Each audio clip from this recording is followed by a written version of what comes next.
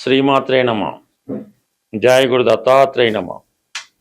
ఈ వీడియోలో మనం కుంభరాశి వారికి మే 1వ తారీఖు నుంచి 15వ తారీఖు మధ్యలో జరగబోయే పక్ష ఫలితాలు పరిశీలిద్దాం. కుంభరాశి వారికి ధనస్థానంలో శని కుజగ్రహాలు ఈ రెండు పరస్పరం శత్రుగ్రహాలు అవటం వల్ల కుటుంబ సభ్యుల మధ్య విభేదాలు మీకు చాలా అసహనాన్ని కలిగించే అవకాశం ఉంటుంది. అలాగే కుటుంబం విడిపోయేంతగా ఇతరుల యొక్క ప్రభావం మీ కుటుంబం మీద ఉండడం జరుగుతుంటుంది. దానికి అదనంగా ఆర్థికపరమైనటువంటి సమస్యలతో చాలా ఇబ్బంది పడుతూ ఉంటారు. మరి ఈ కారణం వల్ల మీరు వేరే చోట మీకు అవకాశం రావడం జరుగుతుంది. అంటే కుటుంబం నుంచి మీరన్నా దూరం వెళ్ళవలసి ఉంటుంది, అంటే మీ నుంచి కుటుంబం అన్న దూరం వెళ్ళే పరిస్థితులు కనబడుతూ ఉంటాయి. ఏదో మీరు వేరే ప్రాంతంలో ఉద్యోగ అవకాశం రావడం వల్ల తప్పనిసరిగా మీరు ఒక్కరే అక్కడికి మారి అక్కడ ఏదో ఉద్యోగం చేసుకుంటూ మీ జీవనోపాధి గడుస్తూ కొంత ధనాన్ని వీళ్ళకి పంపించడం జరుగుతూ ఉంటుంది. మొత్తం మీద ఈ కుటుంబ పరంగా పరస్పరం ఒక 2 కుటుంబాలుగా ఏర్పడడం జరిగే సూచనలు ఉన్నాయి కొంతకాలం పాటు. పైపెచ్చు లగ్నం అందే రాహు ఉండడం వలన మీరు మీ కుటుంబం కోసం ఎంత పాకులాడినా, జీవితం మొత్తం వారికి త్యాగం చేసిన వారి నుంచి మీరు సరైనటువంటి ఆదరణ కానీ గుర్తింపు కానీ పొందలేకపోతుంటారు. ఎంతసేపు మీరు మీ స్వార్థం చూసుకున్నారు, కుటుంబానికి మీరు ఏమీ చేయలేదు, సరైనటువంటి వసతులు కల్పించలేదు, సరిగ్గా చదివించలేదు, సరిగ్గా పెళ్ళిళ్ళు చేయలేదు, ఎవరిని పడితే వాళ్ళని గాలి వదిలేనట్టుగా వదిలేశారని ఆ నింద మాత్రం మీకు రావడం జరుగుతుంటుంది. అంటే మీరు ఎంత నిస్వార్థంగా పనిచేసినా ఇటువంటి నిందలు ఈ సమయంలో మీకు రావడం జరుగుతూ ఉంటుంది. ఇది ఇలాగుండగా మీకు గతంలో మీకు నుంచి ఉపయోగం పొందిన వాళ్ళు ఇప్పుడు మీ జీవనోపాధికి ఇబ్బంది పడే విధంగా, మీ యొక్క అభివృద్ధికి ఆటంకం కలిగించే విధంగా, మీ మెయిన్ నేమ్ అండ్ ఫేమ్కి ఇబ్బంది కలిగించే విధంగా మీ మీద అన్పాపులర్ చేస్తూ ఉంటారు. అంటే ఒక జీవన్మరణ సమస్య లాంటిది విశేషమైనటువంటి ఒత్తిడి సమయంలో ఎదుర్కోవడం జరుగుతూ ఉంటుంది.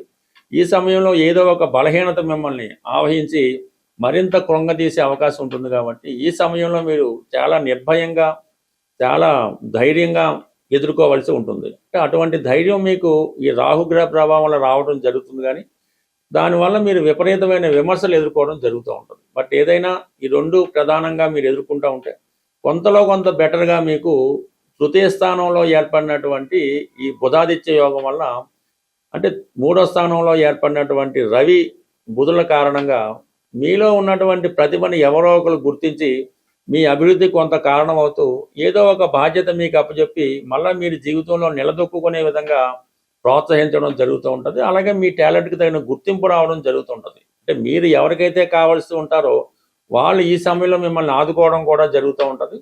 బట్ కొంతవరకు వాళ్ళు మిమ్మల్ని ఉపయోగించుకున్న ఈ కష్ట సమయంలో మీరు ఆదుకోవడానికి, మిమ్మల్ని నిలబెట్టడానికి ఒక ప్రయత్నం అయితే మాత్రం, ఒక అవకాశం అయితే మాత్రం మీకు రావడం జరుగుతూ ఉంటుంది.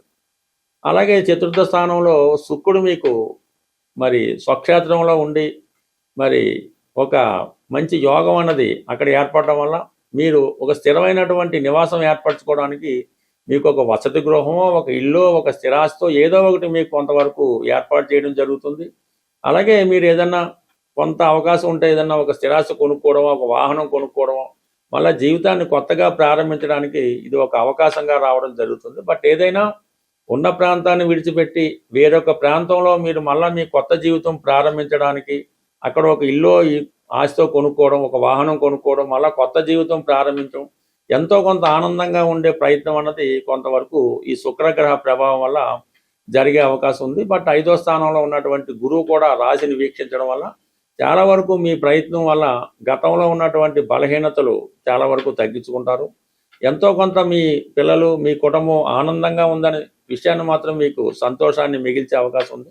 బట్ ఏదైనా కొంతకాలం పాటు ఈ కుంభరాశి వారికి, అంటే రాహు ఇంచుమించుగా ఈ సంవత్సరం డిసెంబర్ 5 వరకు ఉండడం జరుగుతుంది. దాని తర్వాత కొంత రిలీఫ్ రావడం జరుగుతుంది. అలాగే ఈ జన్మశనిలో, ఏలినాటి శనిలో 3rd ఫేజ్ ఉన్నటువంటి ఏలినాటి శని కూడా కొంతకాలం ఉండడం జరుగుతుంది. బట్ ఏదైనా ఈ పక్షం 11వ తారీఖు తర్వాత 2వ స్థానంలో ఉన్నటువంటి కుజుడు తప్పుకోవడం వల్ల, అంటే 3వ స్థానంలోకి వెళ్ళడం వల్ల కొన్ని కుటుంబపరమైనటువంటి సమస్యల నుంచి బయటపడి కొంత కుటుంబం మీ కంట్రోల్కి వచ్చినట్టుగా అనిపిస్తూ ఉంటుంది.